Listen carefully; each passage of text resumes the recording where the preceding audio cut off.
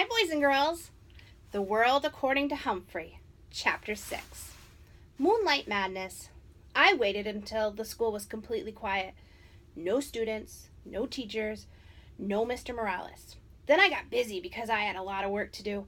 Big work for a small hamster. First, I took the Moonlighters Club clipping out of my notebook. Holding it in my mouth, I opened the lock that doesn't lock and scurried across the table. Getting down off that table was still a problem. I grabbed hold of the leg and slid down, as I've done before. It makes me feel a little queasy in my tummy, but it would be worthwhile if I could get Aldo a girlfriend. I hurried over to the big machine, which was very, very high off the ground. It seemed impossible for me to get up there, but I had it all planned out in my mind. Crawl up the wastebasket. Ooh, I didn't know it would sway like that. Leap over the seat of Mrs. Brisbane's chair. Whoa, slippery! Crawl up the rungs to the chalkboard tray behind it, along the chalkboard tray to the bookcase. Then the hardest part, the dive from the bookcase to the overhead projector cart. If you ever try it yourself, don't look down. I was practically home free, but I still had to get up the lit part. Still holding a newspaper clipping in my mouth, I grabbed on to the big screw sticking out of the side and pulled myself up. Then I reached up as high as I could and just barely managed to touch the top. Good thing I've got big muscles, because I was able to P-U-L-L myself up. I was there. It was like climbing Mount McKinley, the tallest mountain peak in the United States, as Ms. Brisbane. I quickly pushed the switch. I wished I had some sunglasses because I was suddenly surrounded by blinding light. It was like being inside a light bulb. I took the newspaper clipping out of my mouth and carefully laid it on the flat glass. Then I looked up at the wall, and no! Up on the screen was a picture of a car, and behind it there was jumbled up backwards writing. I realized I must have laid the clipping on the glass upside down. I quickly turned it over, and there it was. All the information about Moonlighters Club right there on the wall, with the outline of the car behind it. Aldo would be coming soon, so I hurried back to the cage. It was faster getting back because it was mostly downhill until the very end, when I had to swing my way up the cord of the blinds and back to the table. I was panting pretty hard by the time I closed the cage door behind me. I didn't even have time to catch my breath before Aldo swung the door open. "Whoa, who left that on?" he explained as he entered. "That thing could overheat." He hurried over to the overhead projector. "Look at the wall! Look up at the wall!" I squeaked, but the words only sounded like hamster peeps. Aldo didn't waste a second. He flicked the machine off. All that work for nothing. And then a funny thing happened. Aldo turned the machine back on and looked at the wall. "What's this?" he muttered. "Why did Miss Brisbane have this up here? Hey, nice car." He squinted up at the screen. "Look, Humphrey, the Moonlighters Club, for people who work at night, like me." And me, I thought. I was still quite exhausted from all that effort. Aldo stared at the big ad on the wall for a while. Then he turned off the projector and went to work and never mentioned it again. Yes, I was annoyed. I had failed, but at least I had tried, which was more than I can say for one of my classmates. With my own furry ears, I had heard her promise Mrs. Brisbane, that she would raise her hand in class, but so far, she'd been as silent as a statue. Her week was almost up. Even though I'd scolded her the day she fed me, she paid no more attention to me than she had to her teacher. You should really listen to your teacher, even Mrs. Brisbane, and you should always listen to your hamster. I was worried about Aldo and about Saya, but I had to admit my journey had been so tiring that, nocturnal or not, I slept soundly the rest of the night. The next day began in a very surprising way.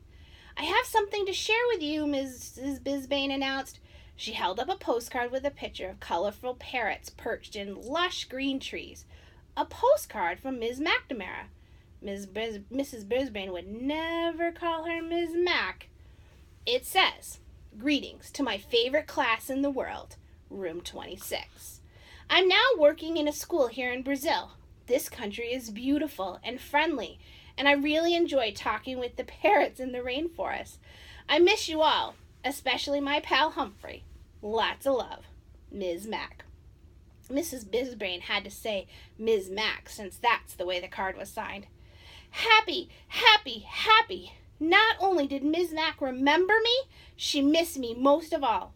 Oh, and I missed her most of all, too, especially every time I looked at Mrs. Brisbane and she glared back at me. Mrs. Brisbane showed us Brazil on the map, and it was far away. I'd like to be that far away from Mrs. Brisbane. My head was so filled with memories of Ms. Mack that I only got a 75% on my vocabulary test. After we graded the test in class, Mrs. Brisbane said, "If you got 100% on the test, please raise your hand." That woke me up. What a clever way to get Sarah to raise her hand, because she always got 100%. AJ raised his hand. Art raised his hand. Ciara just stared down at her desktop. I was starting to get really mad at her. When it was time for map work, Mrs. Brisbane clicked on the overhead projector there, and there it was. The Moonlighters Club ad right on the wall. Mrs. Brisbane wrinkled her nose, picked up the paper, and looked at both sides. Then she held it up to the light, and I think maybe she noticed those little tiny holes my teeth had made when I carried it over there.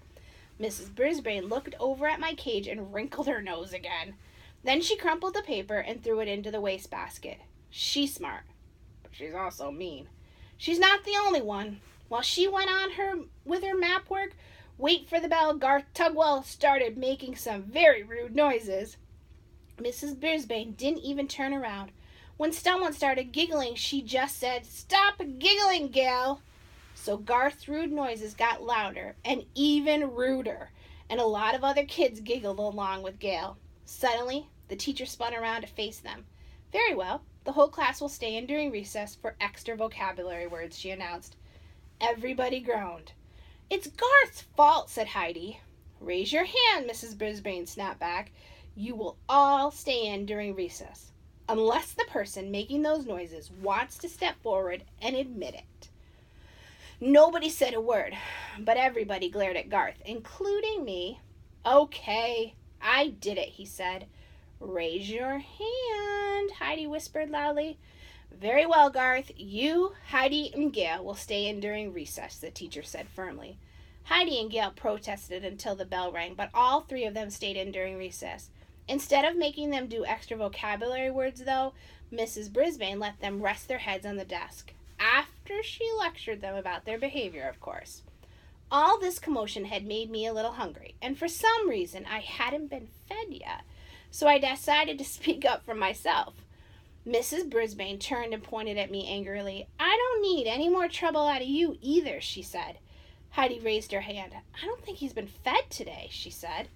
Mrs. Brisbane told Garth to feed me, and then she dismissed the girls and told them to go outside and play for the rest of recess.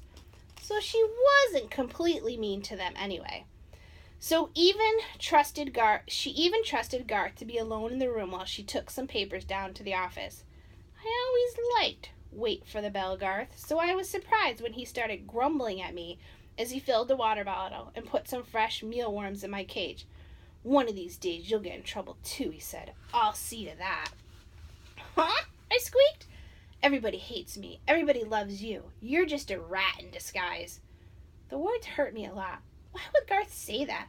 I mean, sure, almost everybody does love me, but I don't make rude noises or get other people into trouble. I was still pondering Garth's behavior when my classmates returned to room 26. Mrs. Brisbane must have gotten rested up over the recess because she greeted them with a smile. "I have a surprise for you," she told the kids. Surprises always get the class's attention. They think surprises are always good. However, I know the surprises can sometimes be bad, like the day Ms. Mack left me forever. "We're going to pick who gets to take Humphrey home for the weekend," she explained. "Now you all know whether or not your parents gave permission for you to bring him home. So if you like Humphrey this weekend, raise your hand." Hey! You should have seen all the hands that went up. I could hardly believe my eyes. Miranda and Heidi and AJ, every single hand in the class, except Garth's. Even Sarah Nasir raised her hand. Mrs. Brisbane noticed. "Sahara, do you think it would be all right with your parents?" She nodded her head. "I can't hear you." "Yes, ma'am." It was strange to hear her voice in the classroom. Mrs. Brisbane gave her a note to bring back from her family on Friday. I napped the rest of the afternoon, but whenever I woke up and glanced over at Sahara's desk, I saw her doing something I'd never seen before. Smiling. Tip 6. You can leave your hamster alone for a day or two. Otherwise, find a suitable caretaker. Or if possible, take your hamster with you. In its own cage, a hamster can be very portable. The Guide to Caring and Feeding Hamsters by Dr. Harvey H. Hammer. Thank you, boys and girls. I loved reading to you. Enjoy.